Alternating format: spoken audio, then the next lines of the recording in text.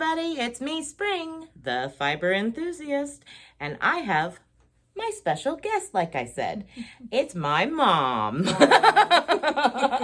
And this is Laura, my mother, and I brought her on today to show you some of the things she's done, because her crafting abilities is what rolled over to me and why I'm so gung-ho on pick it up and go, whatever. So I've helped her collect a few things, and we've got a few things to share with you. So it's more of a show and tell today of what my mom has done instead of what I've done this week. Are we ready? I am. Are you? No. So you learned to knit first. We were just talking about this story. Right. And you can tell them about how you come into knitting and why and what you learned. I started crocheting and knitting somewhat as far as just learning to cast on for my grandmother. And she was big into sewing and all kinds. She did tatting and everything, but I never did learn to knit. I just learned to cast on and cast off. That was it, which wasn't real accomplishment. So when I got pregnant with you, I took I took knitting lessons. My first knitting lesson. The lady said to pick out a project. So I decided this cute little baby sweater was adorable. Wait for it. And it wasn't raglan sleeves either. It was the real McCoy. And it had color work with little animals around the bottom and cables up the front. First project, mind you. So I managed to get it done, and it was wearable, and it looked okay with a lot of help from her. But that really taught me never to do sweaters again. I decided flat work was great. It's great, yeah. So you've been knitting and crocheting on and off since before I was born, and sewing. Oh, yes. I sewed all the clothes for you and for me and shirts for your dad. And we, being into the animals, the horses and mules so much, we would be in parades and shows and stuff like that. Well, one year we went as Little House on the Prairie.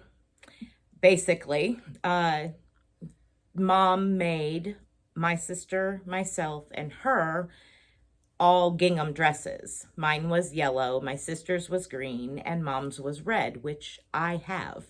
And one day I'll put it on and take a picture of me spinning yarn with it. Not today.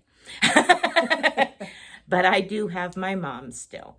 And that was a really fond memory, to load up in the back of the wagon in them handmade gingham dresses. And they were made without patterns. Yes, they were, and they were made on the fly. It was a last minute thing.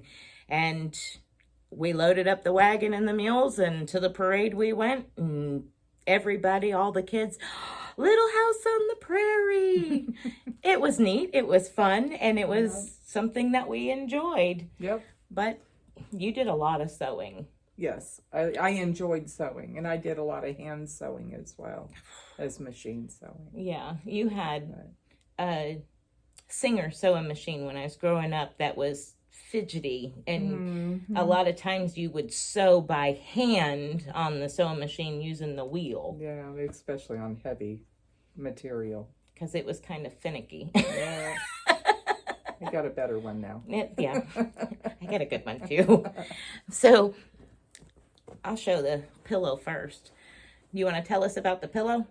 This is a crazy quilt pattern that a neighbor showed me how to do and kind of gave me some guidance on. I had never done any quilting, but I really liked the colors and the way it turned out. And then it's embroidered. Yeah. And I'm sorry, I don't remember the embroidery stitch that it's got, but it's really neat. but I made a set of the pillows, and they're really been around for a long time. I just enjoy them. Mm-hmm. I like them. I would like to do more of the crazy quilts. It was fun. Yeah, it's neat. All the different fabrics put together in different... It's almost like freestyle crochet. Correct. I mean, it just... It's a freestyle type quilt. Yeah, it's neat. That's cool. So, I'm going to lift this up. And this is the smaller one. She had a king-size one. We went with the queen. And you can tell us about this, and I'll open it up some. This was just years of gathering bits and pieces and scraps, and I think that's the... I think this is the right side. And I just decided one day to go ahead and use up my scraps. And so this is a little collection of different colors I've worked with over the years. And actually it made a really cute throw on the bed. So. And I imagine, you know, like... And it's crocheted and knitted. So I enjoy doing both, and I did both.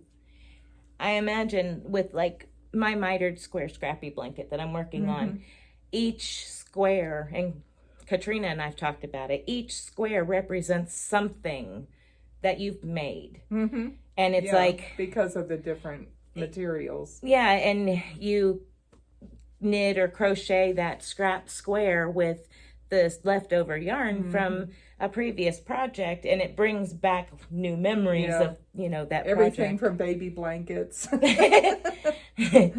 it's to major projects, but it's most huge. everything has been a gift for somebody. It's beautiful and heavy and nice and warm. I have to refill that. Now, I remember these when I was little, and we had a ton of these on the Christmas tree. And on the Christmas gifts. Yes. I made them for the Christmas gifts.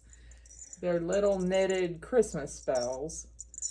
And instead of putting ribbon and bows on my Christmas gifts, I would put these, and then the person that got the gift could then use them on their tree. And it just made a really nice, cute gift. And I don't think the little white ones are finished. I had little red ribbon or red yarn on some and green on the others to kind of tie it in with Christmas better. But they're just something for fun. I remember these from long time ago. Those... It's funny because I remember them, and it was like, here's something that's handmade, mom made, and it's on the tree. And then, of course, you had the arts and crafts from school that I'd bring home for ornaments and stuff. But it was neat because it really was, you know, looking back, it was really, we had a real tree with handmade, old-fashioned ornaments. That we took the wagon and mules to go get. Yeah. The tree. The tree, yeah. And, I mean, it was, that's the way I was raised. We were very much into, as they would call, the simple life. Ain't nothing simple about it, but being able to do things yourself and be self-sufficient. And that leads to my next little show and tell here of moms.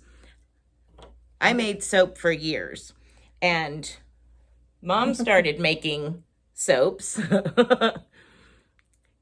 and the decals for them. Well, they're embossed or embedded. Yeah. Now, what kind of soaps were these? Oh, I took the...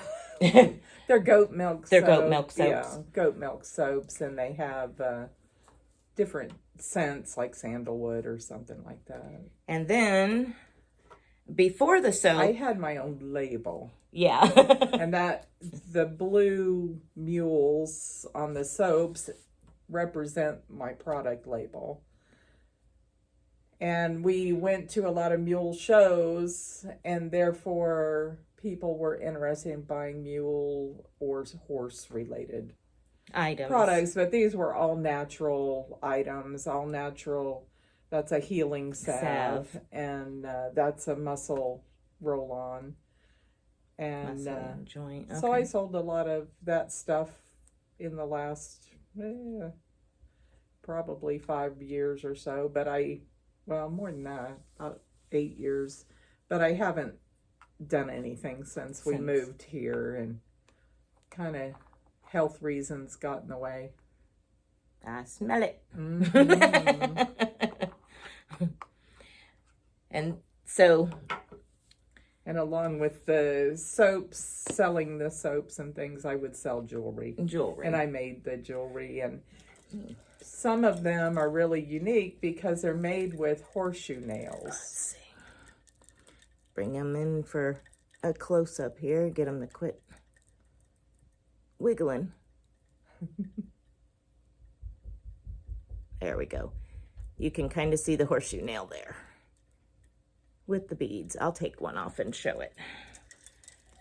And this one here shows the nail itself. Okay. Probably as good, and then the others have beads on them and stuff. Get out of there. Oh. It's got a little plastic keeper. Got it. Okay, let's see. There we go. Stop wiggling. There you go. Now you can see. That's a horseshoe nail with the bead on top. And then... And horsey people tend to like things like that, so... And as a retired farrier, I had requests for use of the old horseshoes all the time. Yeah. All the time. And Bob makes stuff with that, my husband. Mm-hmm. He makes stuff with horseshoes and leather. He's the leather worker. He makes really cool stuff too. Yeah. Stay there. All right, let me show another one. Focus in. There you go. I think they're really, really neat. I wish I could wear them, but my ears won't let me anymore. So, anymore, your hands, because of health reasons, you're unable to do too much. Yeah, I have to pick days. I can't do the bending of the horseshoe nails and stuff. That's way too tough. I can knit and crochet some on my better days, and same with the quilting. As long as it's not too heavy right, on you. Like right. This would be a no-go right now. No. Too heavy. Yeah. And that was one reason I did the squares. Because you could put them together a little at a time. Right. I wasn't having to move all of that. Yeah. And if you were crocheting something of this size in rows, it'd be way too much. Way too much. I didn't realize how heavy it was till I got it done. It's heavy. But that's good because it's warm. Yes. It's really warm. Now, I've shown some pictures, and I'll put some at the end of this video. I tried to get it up and running, but the mother of all of the spinning wheel, which has been in the family forever, is too loose for me to for it to take up fiber. It does spin the fiber, and I get good twists, but I can't get it to take up. But I'll post some photos at the end of this video showing the spinning wheel and that I had the drive band on and everything. But can you tell me about the spinning wheel, where it came from, what you know about the spinning wheel? The spinning wheel was my grandmother's. She lived to be 104. So it was her great grandmother's. So it's ancient. Every bit. And she acquired it it was passed down. And then I got it when she passed. And so I've never used it. I don't know anything about spinning other than I know what it is, right. but I don't. That's something I've never gotten into. And, but I've always enjoyed seeing the spinning wheel because it was part of our family history.